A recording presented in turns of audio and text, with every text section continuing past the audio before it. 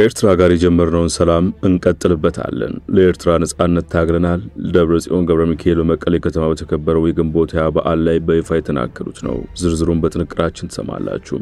ግዙፉን መስጂድ ያቃጠሉት ጥርጣሪዎች በቁጥጥር ስር መዋላቸው ተሰምቷል። ፕሬዝዳንት ኢሳያስ አፈወርቂ ኢትዮጵያን አክቲቪስት በአስመራ ያነጋገሩበት አጋጣሚ መነጋገሪያ ሆኗል። እንመለስበታለን። ከዚህ ውጪ ከንቲባ አዳነች አቤቤ የጤና ባለሙያዎችን ጥያቄ ለመመለስ ቃል ገብተዋል። ሌሎች ወቅታዊ ጉዳዮችም ተካተዋል። አክብሮታዊ ሰላምታችን በያላችሁበት ይድረስ። የተወደዳችሁ ሸገር ታይምስ ቤተሰቦች እንዴት ናችሁ? ዕለታዊ መረጃ ጥንቅራችን ተጀመረ። በመግቢያችን ላይ ያስተዋወቅናችሁን ጉዳዮች እንደሚከተለው በዝርዝር እንመለከታለን። አብራችሁን ቆዩ።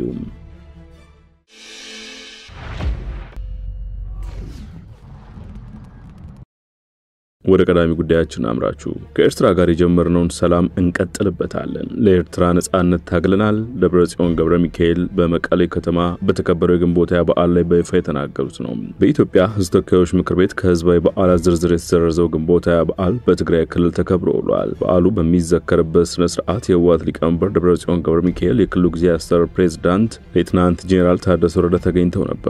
በወቅቱም ደብረጽዮን ለኤርትራ እንኳን ለነጻነት ቀን አደረሳችሁ ሲሉ መልእክት አስተላልፈዋል።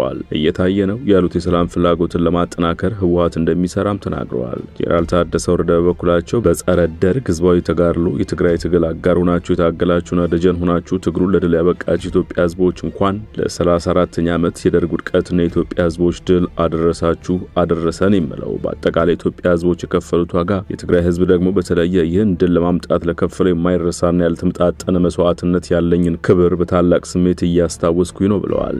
ባለፈው ዓመት የኢትዮጵያ ፓርላማ በነበረው የሃይማኖታዊና ህዝባዊ በዓላት አዋጅ መሰረት ግንቦት 20 ከህዝባዊ በዓል ዝርዝር መሰረዙ የሚታወስ ሲሆን በአንጻሩ በትግራይ ትናንትን ጨምሮ ሰሞኑን ሙሉ ዕለቱን የሚያስታውሱ ስነ ስርዓቶች ሲካሄዱ ሰንብተዋል። በትናንትናው ዕለት በነበረው የግንቦት 20 አከባበር መርሃ ግብር ንግግር ያደረጉት የህወሓት ሊቀመንበር ደብረጽዮን ገብረሚካኤል ለኤርትራውያን እንኳን ለነጻነት ቀን አደረሳችሁ ብለዋል። ደብረጽዮን ገብረሚካኤል የግንቦት 20 ድልን ስንዘክር ከኤርትራ ወንድምና እህቶቻችን ጋር በመሆን የከፈልነውን መስዋዕትነት እናስታውሳለን፣ እናከብራለን።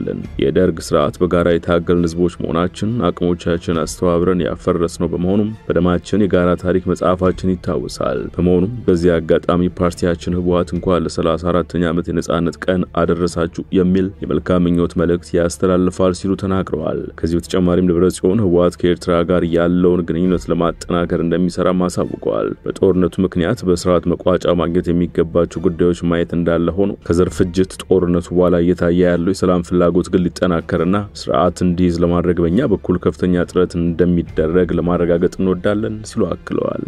ፕሬዝዳንት ኢሳያስ አፈወርቂ ኢትዮጵያን አክቲቪስት በአስመራ ተቀብለው አነጋግረዋል። ስታሊን ገብረስላሴ የተባለ ህወሓት አክቲቪስት ከሰሞኑ በኤርትራ ተገኝቷል። በሰሜን ኢትዮጵያ ጦርነት ጊዜ ከሻዕቢያ ጋር ከፍተኛ የጠላትነት ፍረጃ ውስጥ የነበረው ግለሰቡ ከዋሽንግተን ዲሲ ወደ አስመራ በቀጥታ በመግባት በበርካታ የሀገሪቱ ስፍራዎች የተዘዋወረ ይገኛል። የዚህ አክቲቪስት ወደ አስመራ መሄድም ከአንድ ግለሰብ ጉዞ በዘለለ ትርጉሙ ልዩ ፖለቲካዊ አንድምታ እንዳለው እየተነገረ ይገኛል። የአኮረፍ ኢትዮጵያ ለልዩ ጥቅማቸው ጠጋ ማድረግ የሚወዱት ፕሬዝዳንት ኢሳያስ አፈወርቂም አክቲቪስቱ ስታሊን አስመራ በሚገኘው ደንደ ቤተመንግስት አግኝተው አነጋግረውታል። ለሁለት የተሰነጠቀውን ህወሓት አንዱን አንጃ ሙሉ ለሙሉ ለመጥለፍ ጥቂት የቀራቸው የሚመስሉት ፕሬዝዳንት ኢሳያስ የብልጽግና መንግስት በከረሩ ቃላቶች ከተቃወሙና ከተቹ ማግስት የህወሓቱን አክቲቪስት አስመራ ላይ ማነጋገራቸው ወደ 4 ኪሎ ግልጽ መልእክት ያስተላለፈ አጋጣሚ ሆኗል የተባለው።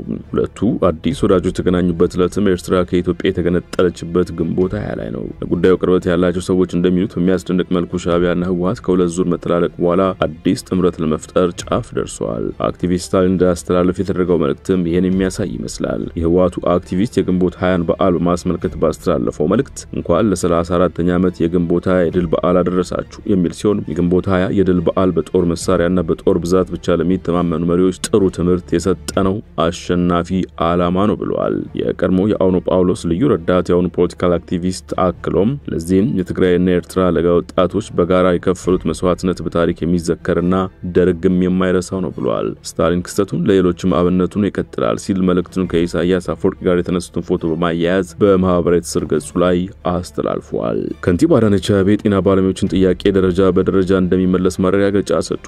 ከንቲባ የጤና ባለሙያዎች ውይይት መድረክ በተካሄደበት ወቅት ነው ይህንን ያሉት። የጤና ባለሙያዎች በከተማው የተከናወኑ የሚገኙ ልማት ስራዎችን የተገነቡ መሰረተ ልማቶች ጤናማነትን የተጠበቀ ማህበረሰብን ለመፍጠር እንዲሁም በሽታዎችን ለመከላከል አጋዥ መሆናቸውን ነግረውኛል ያሉት ከንቲባ በጤና ሴክተር ላይ እየተሰራ ነው ያሉት ስራ ተስፋ ሰጪና የሁሉን ትብብር የሚጠይቅ መሆኑን በሚገባው ላይም ተግባብተናል ባይ ናቸው። በቀጣይ የጤና ሴክተሩን ደረጃ ይበልጥ ለማሳደግ ነባር የጤና ተቋማትን ለማሻሻል ከተማዋን የጤና ቱሪዝም ማዕከል ለማድረግ የተጀመሩ አዳዲስና ዘመናዊ የጤና ተቋማትን ግንባታ ማጠናቀቅ እቅዳቸው እንደሆነም አክለዋል። እንዲሁም ብቁ የጤና ባለሙያዎችን ማፍራት፣ ወቅቱ የደረሰበት ዘመናዊ የሕክምና መሳሪያዎች ማሟላት እንዲሁም የጤና ባለሙያዎችን ተጠቃሚነት የሚያረጋግጡ መሰረታዊ ስራዎች ላይ ትኩረት ሰጥተን እንሰራለን ባይ ናቸው።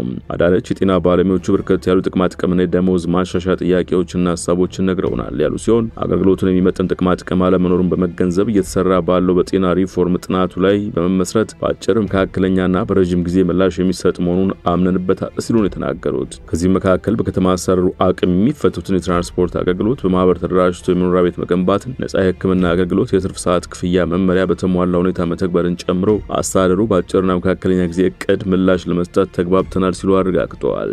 ግዙፉን መስጂድ ያቃጠሉት ተጠርጣሪዎች በቁጥጥር ስር መዋላቸው ተሰማ። በቡኖ በደሌ ዞን የበደሌ ከተማ ቡልቲ አዳ መስጂድ የእሳት ቃጠሎ እንደደረሰበት የቃጠሎ ምክንያትና መጠኑን ለማረጋገጥ ወደ ስፍራው ኮሚቴ ተልኮ እንደነበር የኦሮሚያ ክልል እስልምና ጉዳዮች ምክር ቤት አስታውቆ ነበር። ይህ ኮሚቴ የደረሰበት ሁኔታ ለመገናኛ ብዙሃን ይፋ አድርጓል። ኮሚቴው ለዜና ምንጮች በሰጠው ቃል በቃጠሎ ተጠርጥረው በቁጥጥር ስር ዋሉ። እስካሁን ምርመራ ላይ ናቸው። ከቃጠሎ ጀርባ ያለው ምክንያት አልታወቀም። ምናልባት ግን ሰዎቹ የአእምሮ ችግር ያለባቸው ናቸው እያለ ነው ብለዋል። እኔ ነኝ ጉዳዩን የፈጸምኩት ብሎ የተያዘ ሰው አለ ያሉት የኮሚቴው አባላት አንድ ሁለት ሰዎች ተይዘዋል፣ አሁን ተረጋግቷል፣ ተማሪዎቹም ወደ ትምህርታቸው ተመልሰዋል ይላሉ። መስጂዱ ሙሉ ለሙሉ የተቃጠለ ሲሆን ሌላ መስጂድ እንዲሰራ የመንግስት አካል ፈቅዷል። አሁን ሌላ መስጂድ መስራት ሊጀመር ነውም ተብሏል። የመስጂዱ የአዳሪ ትምህርት ቤት ከመስጂዱ ቅጥር ግቢ ውጭ ስለሆነ እንዳልተቃጠለ፣ በዚህም ወደ 300 የሚሆኑ ተማሪዎች ትምህርታቸውን ተካተሉ እንደሆነ ኮሚቴው ገልጿል። መስጂዱ ሲሰራ ምን ያህል ወጪ እንደጨረሰ ለቀረበው ጥያቄ ኮሚቴው በሰጠው ምላሽ የወጪውን መጠን እንዳልጠየቀ፣ ሆኖም በተማሪዎቹ መዋጮ ከተጀመረ በኋላ ህብረተሰቡ ተጨምሮበት ተውጣጡ የተሰራ እንደነበር አስረድቷል።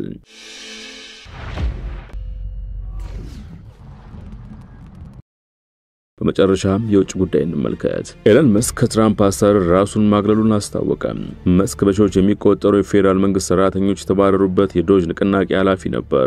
ዶጅ እየተባለ የሚጠራው የአሜሪካ የብክነት ቀነሳ መስሪያ ቤት ትራምፕ ስልጣን ላይ ከወጡ ጀምሮ ሲያገለግል ቆይቷል። መስክ በማህበራዊ ሚዲያው ኤክስ በኩል በለቀቀው መግለጫ ፕሬዝዳንት ዶናልድ ትራምፕን አመስግኗል።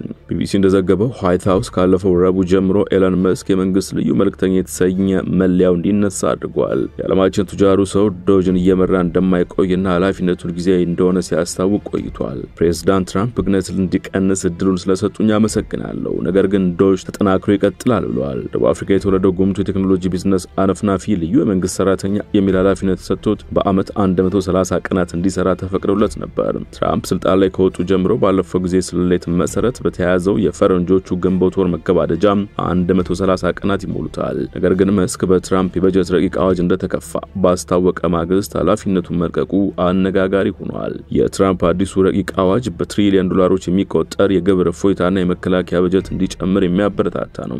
መስክ የትራምፕ አስተዳደርን ሲቀላቀል 2 ትሪሊየን ዶላር ብክነት ቀንሳለሁ ብሎ ነበር የተነሳው። ነገር ግን ይህን ቁጥር ወደ 150 ቢሊዮን ዝቅ አድርጎታል። በዶጅ ምክንያት ከ2.3 ሚሊዮን የፌዴራል ሰራተኞች መካከል 260 ሺህ የሚሆኑት ከስራ ገበታቸው ተሰናብተዋል። መስክ ባለፈው ሚያዝያ ከመንግስት ኃላፊነት ገሸሽ ብሎ ትኩረቱን የግል ኩባንያዎች ላይ እንደሚያደርግም አስታውቆ ነበር። ኤለን መስክ የዋይት ሃውስ ልዩ ሰራተኛ ሳለ ቴስላ መኪና ሽያጭ 13% አሽቆልቁሏል። የቴስላ አክሲዮን ገበያም 45% ወርዶ እንደነበር አይዘነጋም።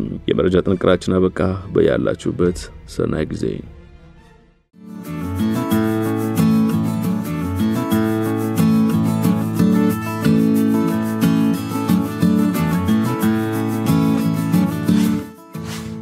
ሸገር ታይምስ ሚዲያን ሰብስክራይብ በማድረግና ደወሉን በመጫን ይከተሉን።